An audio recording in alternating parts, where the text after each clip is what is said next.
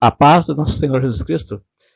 Estamos dando início à lição de número 3 da Escola Bíblica Dominical, a lição que tem por nome O Corpo e as Consequências do Pecado. É a terceira lição do quarto trimestre de 2025, quando estamos estudando a revista Corpo, Alma e Espírito, a restauração integral do ser humano para chegar à estatura completa de Cristo. Para explicar essa lição, eu vou usar como base a nossa declaração de fé das Assembleias de Deus.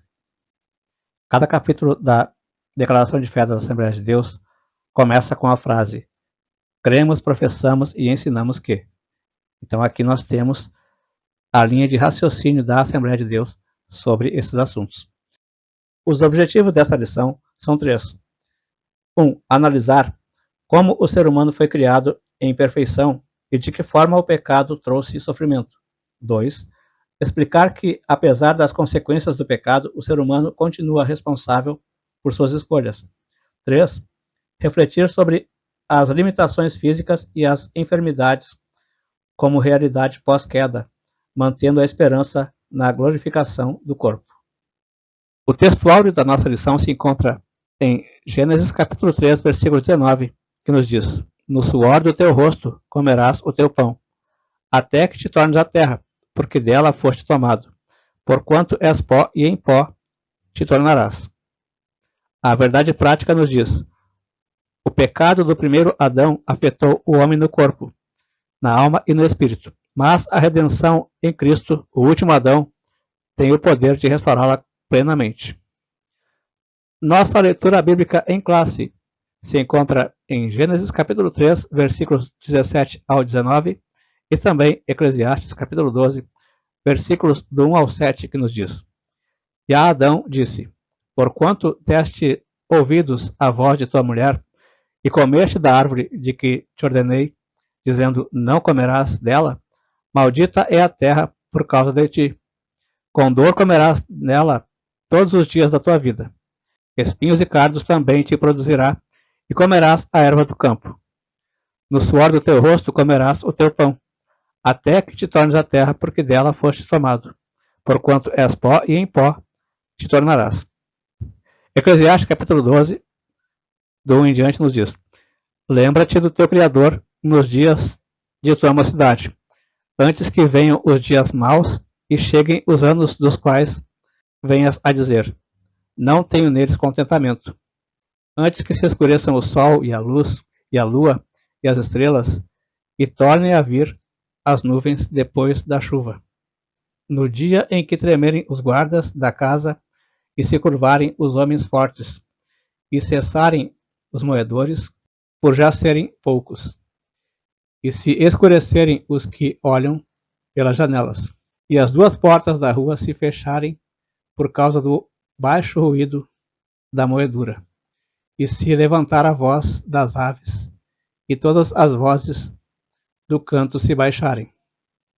Como também quando temerem o que está no alto, e houver espantos no caminho, e florescer a amendoeira e o gafanhoto for um peso, e perecer o apetite, porque o homem se vai à sua eterna casa, e os pranteadores andarão rodeando pela praça.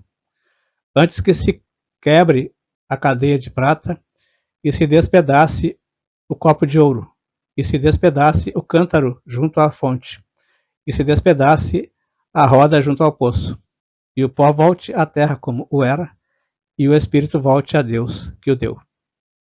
Introdução. Gênesis nos apresenta os terríveis efeitos do pecado em toda a criação.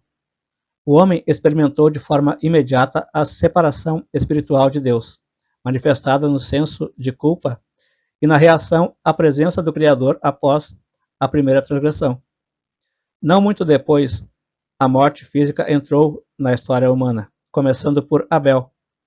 Os impactos do pecado no corpo, a parte material do ser humano, é o assunto desta lição. Tópico 1. Da perfeição à morte. Subtópico 1. A certificação divina. O homem foi criado perfeito pelas mãos do Criador, em toda a sua constituição, incluindo o corpo. Além da perfeição fazer parte da natureza divina, o próprio Deus, após a criação do homem, certificou a qualidade de sua obra. E eis que era tudo muito bom. Havia plenitude de vida no primeiro casal. Adão e Eva viviam em completa harmonia com Deus, consigo mesmo, entre si e com a natureza. Quão aprazível era esse maravilhoso estado original. Afetada pelo pecado, nossa mente não consegue descrevê-lo, assim como não temos compreensão plena da glória futura, na restauração de todas as coisas. Subtópico 2. Pecado e dor. A indizível sensação de bem-estar que o homem desfrutava era proveniente da vida que recebera de Deus e fluía em todo o seu ser. O pecado trouxe a incômoda experiência da dor, provocada por fatores espirituais, emocionais e físicos.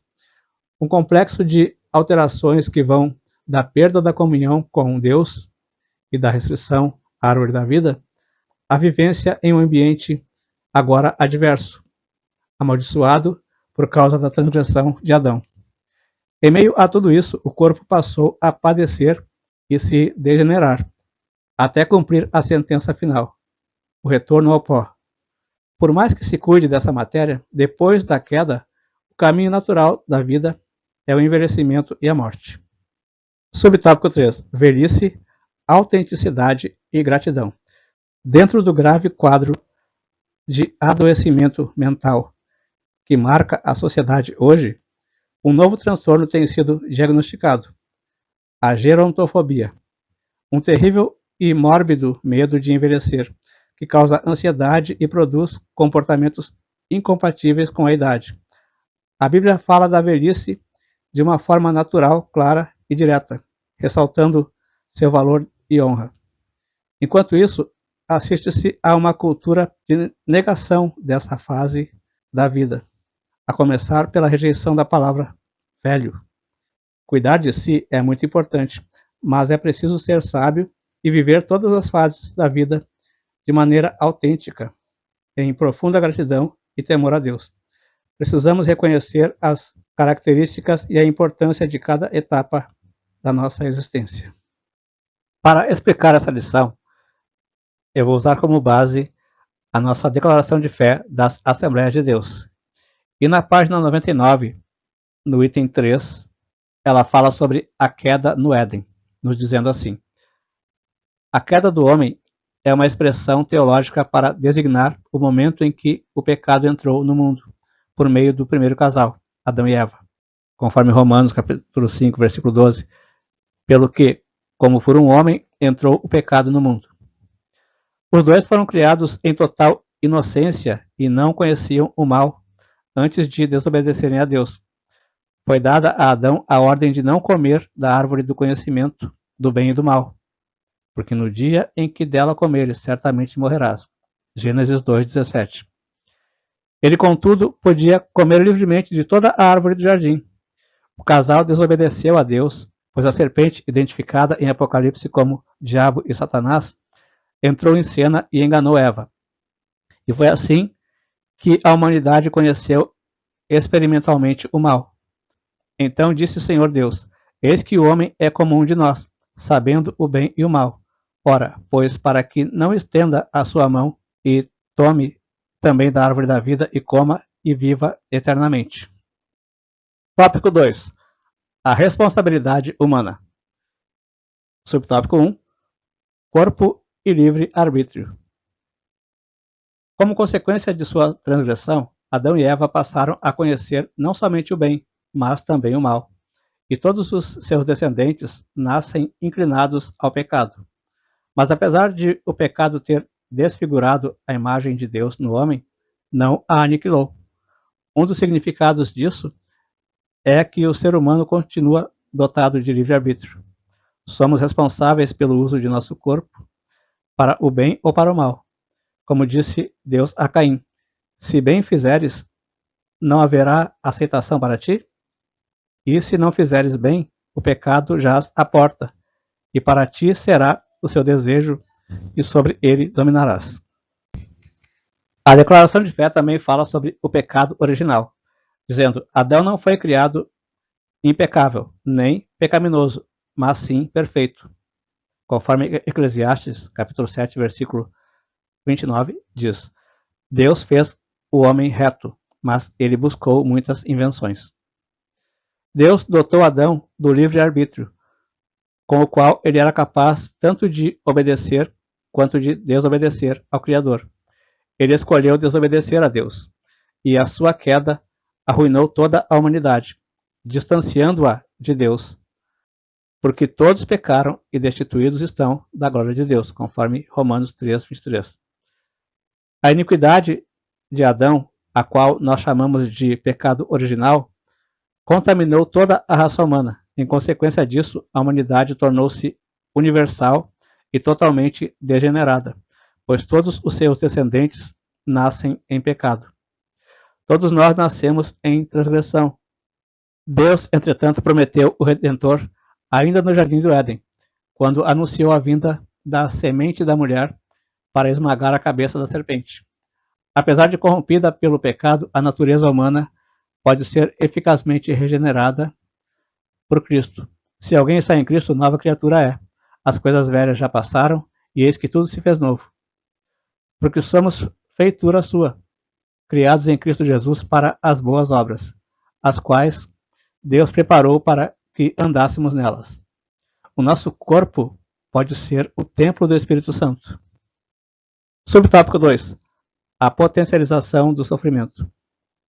Além das consequências naturais decorrentes do pecado original, o corpo também sofre impactos das transgressões que o ser humano pratica ao longo da vida, inclusive contra si mesmo. Essa potencialização do sofrimento decorre das obras da carne, do grego sarx, natureza pecaminosa. É a manifestação do espírito de inimizade contra Deus que Satanás, a antiga serpente, instilou no coração humano ainda no Éden. Esse quadro de corrupção foi observado logo nas primeiras gerações e somente se agrava. As drogas são um dos instrumentos de profunda degradação do corpo. As práticas sexuais ilícitas também crescem.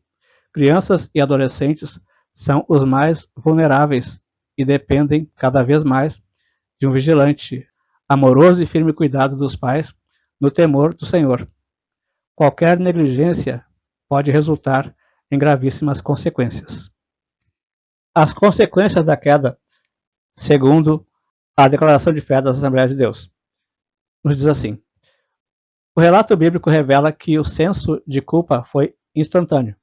Adão e Eva morreram espiritualmente no mesmo momento em que comeram o fruto proibido, pois a comunhão com Deus foi interrompida de imediato.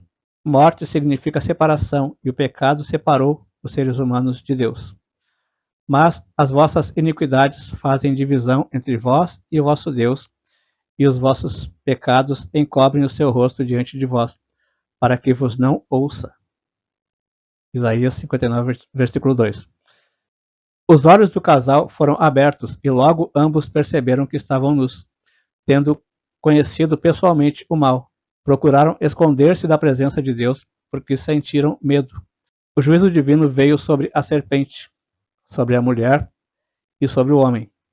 Toda a raça humana e a própria natureza sofrem as consequências funestas do primeiro pecado humano, seguido do justo juízo pronunciado por Deus, pois um Deus santo tinha de julgar a desobediência de suas criaturas. Tópico 3. Do abatimento à glorificação. Subtópico 1. A realidade das enfermidades. Com o pecado, as doenças também passaram a fazer parte da vida humana. Elas surgem no processo de degeneração dos órgãos e sistemas do corpo, por causas internas e externas, e estão entre os fatores que levam o ser humano de volta ao pó. Ninguém está imune ou isento de sofrê-las, nem mesmo os cristãos. Paulo menciona seu cooperador, Trófimo, que deixara doente em Mileto. A Timóteo recomendou: não bebas mais água só, mas usa de um pouco de vinho, por causa do teu estômago e das tuas frequentes enfermidades. Tudo indica que o jovem pastor tinha um corpo debilitado por algumas doenças, provavelmente distúrbios gástricos. Jesus tem poder para nos curar de todo o mal, mas precisamos ter serenidade, paciência e firmeza na fé se enfrentarmos sofrimentos persistentes. A corrupção total do gênero humano. A queda no Éden arruinou toda a humanidade tão profundamente que transmitiu a todos os seres humanos a tendência ou inclinação para o pecado. Não somente isso, contaminou toda a humanidade. Conforme Romanos 3,10, não há um justo sequer.